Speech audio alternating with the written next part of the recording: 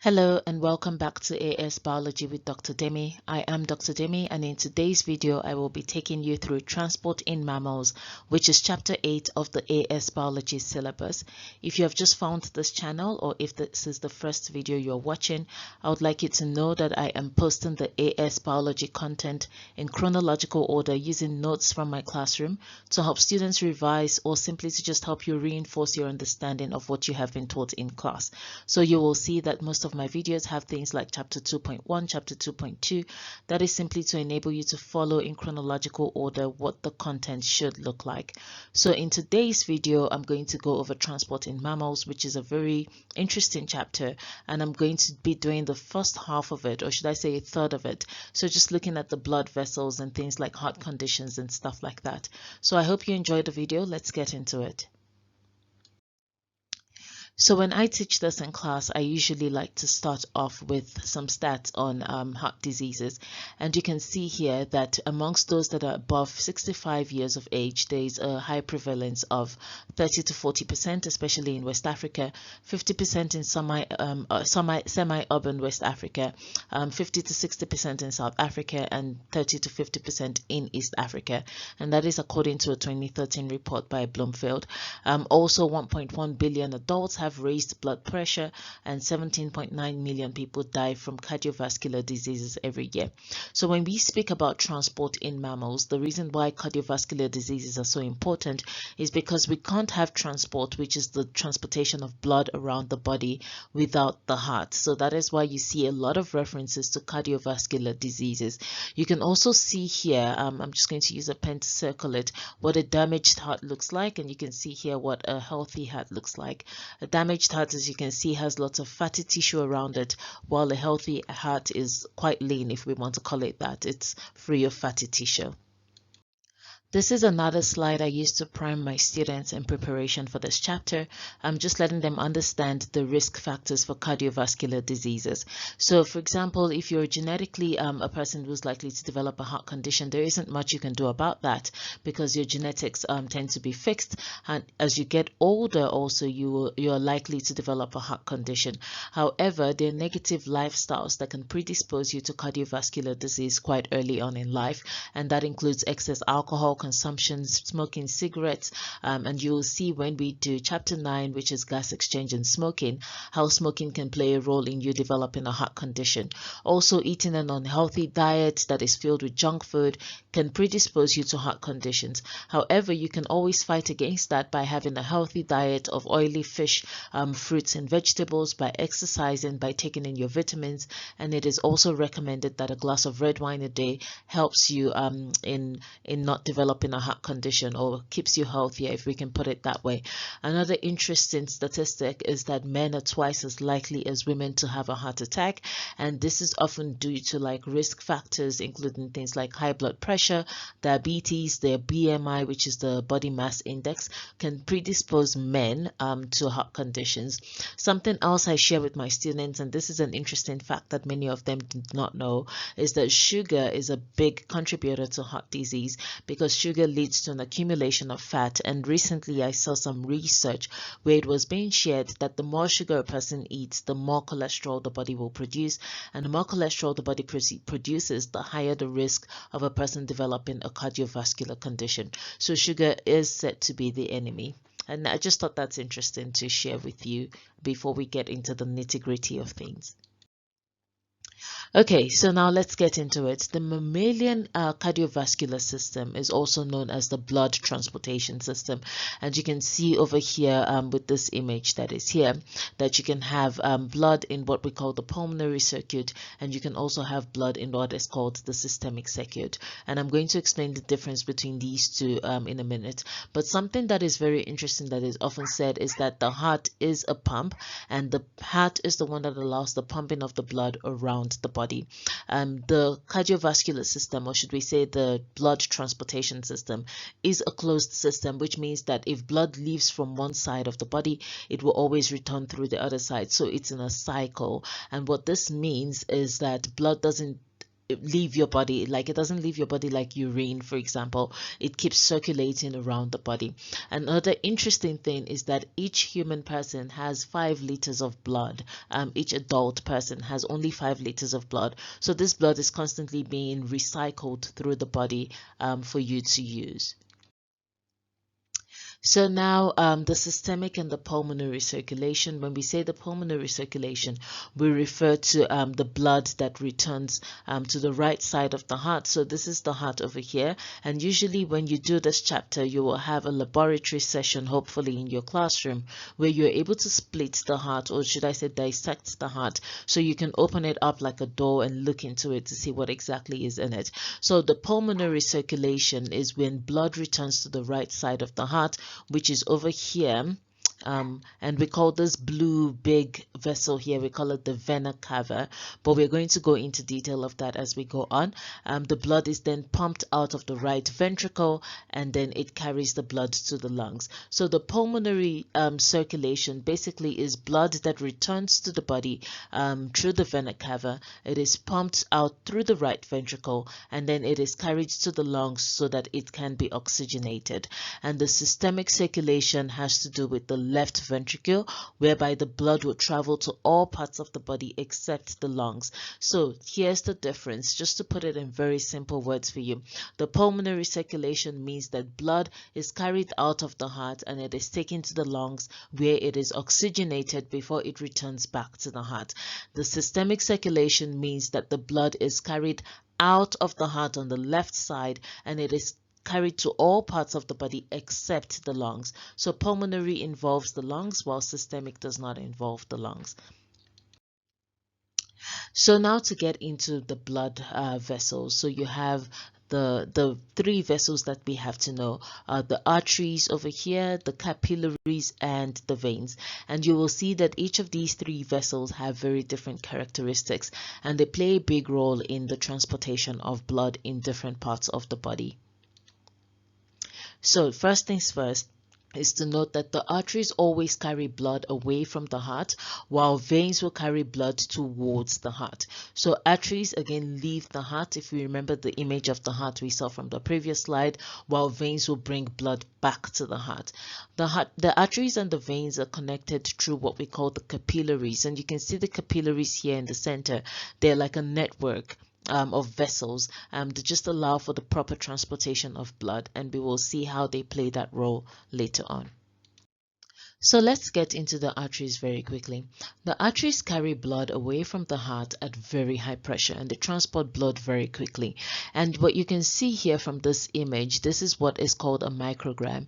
And just so you know, just a little hint, I have seen questions in your past papers where you are asked to identify which of these organelles would be the artery and which one would be the vein. So always remember that with the artery, it has a very small diameter over here, and it has quite a thick wall. You can look at that wall over there and you can see that it has a very thick diameter. So let's just see, let me use a blue pen over here. So there you go. The artery has a very thick wall, and it also has an elastic wall. Something you need to know about the arteries is that they are made of 3 layers, and you have an inner endothelium, which is called the tunica intima. You have a middle layer, which is called tunica media, and you have an external layer, which is called tunica externa. So that's very easy to remember. Simply know that tunica intima is the innermost layer, tunica media is the middle layer, and tunica externa is the final layer on the outside. And so what you need to know also is that the inner layer is made up of flat cells, and the cells are very smooth, and that allows the blood to move very easily within the artery. In the middle layer you have smooth muscle, you also have collagen, and you have elastic fibers. The reason why it has to be elastic is because when transporting blood at high pressure, it is very important for the arteries to be able to expand and contract as necessary, so that the blood pressure is maintained. And what arteries are known for generally are their strength and elasticity. If you look at the vein, you can see that the vein has The vein seems to have like a larger inner diameter of sorts, but the vein doesn't have different layers of membrane on the outside of it. And you will see as we go on that is because the vein transports blood at low pressure. Something else to know, and this is a very important part, it's usually asked which artery is the largest artery in the human body. The largest artery in the human body is called the aorta, and it is directly connected. I'm just spelling it here in blue pen. It is directly connected to the heart, and you will see when we go deeper into the heart, into the cardiac cycle, how the aorta plays a role in transporting blood out of the heart. So, very important details that you have to know about the artery structure is that blood will leave the heart at very high pressure of 120 millimeters mercury, or at 16 kilopascals. These values are important. I have seen quite a number of questions that usually ask them, especially in your paper 1 when you're doing your multiple choice paper. That is a question that is often asked. And so because of the high pressure, the walls of the arteries have to be very strong, and that again explains why there are 3 layers of walls around arteries. Also, something to know is that the elasticity of the arteries prevent them from bursting. So when blood comes in at a high pressure, they are able to expand, and when the blood leaves, they're able to contract back to their normal size. And so that ensures that the arteries do not burst, because if the arteries were to burst, then that would typically lead to a person dying.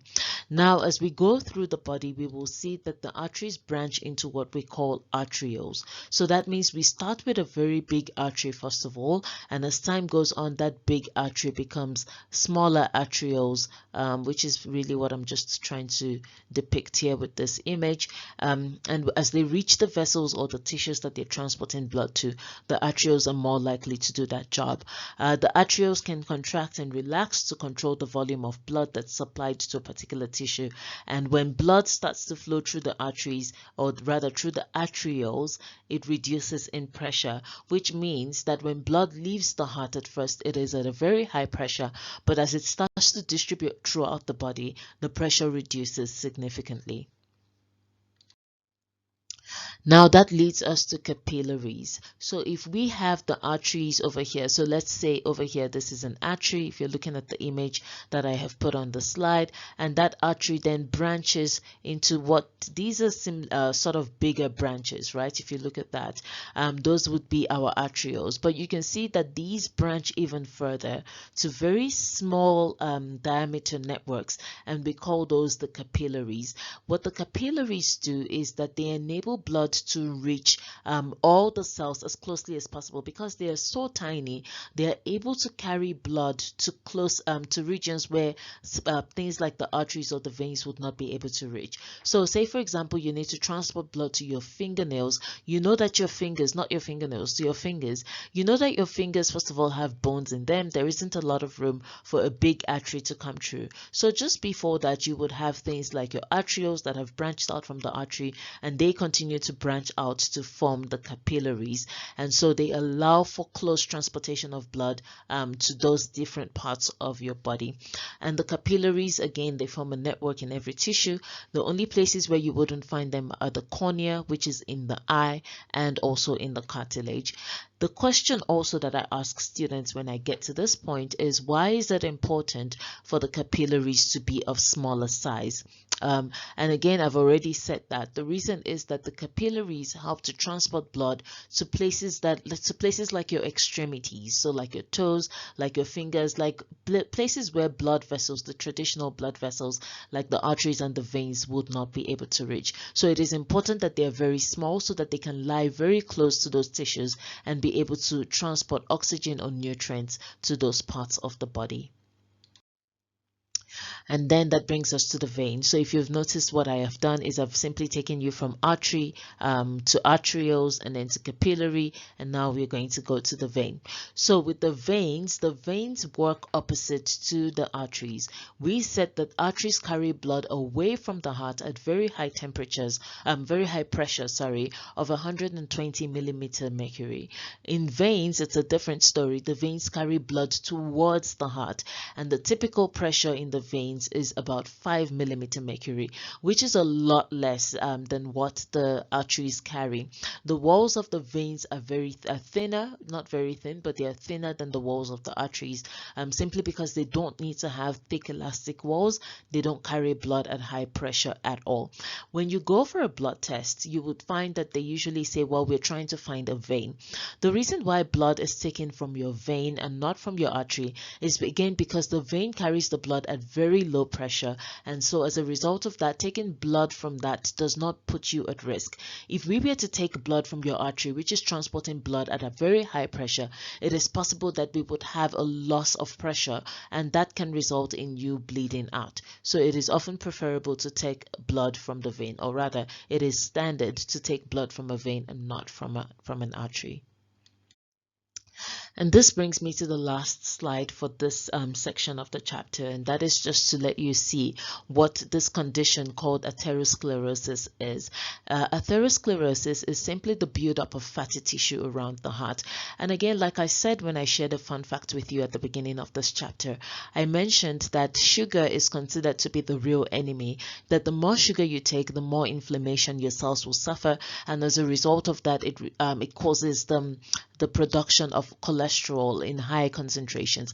And what happens then is that those can deposit themselves, things like cholesterol, can deposit themselves around the heart and form what we call this heart plaque. And as you can see that as the plaque increases in concentration, or in layers, or in its thickness rather, you will see that the blood flow starts to reduce.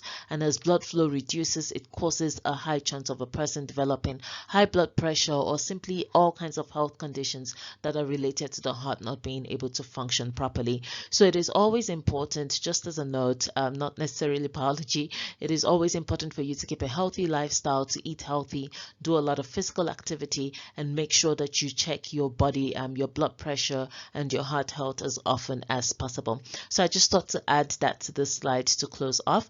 In the next slide, I will go into detail about the blood cells, like the red blood cells, the white blood cells, and afterwards we will be able to look at the cardiac cycle in detail. That is all from me in this video. I hope you have enjoyed it, and I will see you again in the next one. Thank you. Goodbye.